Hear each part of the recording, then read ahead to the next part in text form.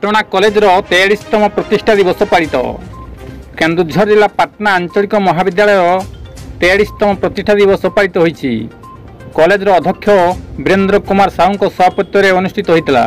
एथिरे प्राध्यापक धर्मेन्द्र कुमार साहू संयोजन मुख्य अतिथि भाव पाटना विधायक अखिल चंद्र नायक, मुख्य वक्ता भाव सांबादिक नृसिंहनाथ सिंह, सम्मानित अतिथि भाव पूर्वतन ब्लॉक अध्यक्ष विद्याधर दास एवं बीजेडी नेता माधवानंद पुष्टि समेत कॉलेज समस्त कर्मचारी उपस्थित थे। पुरातन छात्र विजय रत्न प्रति धन्यवाद अर्पण करते। रंजन बारिंग रिपोर्ट केडी नुजुड़िया। विशिष्ट समाजसेवी श्रीजुक्त विद्याधर दास महोदय।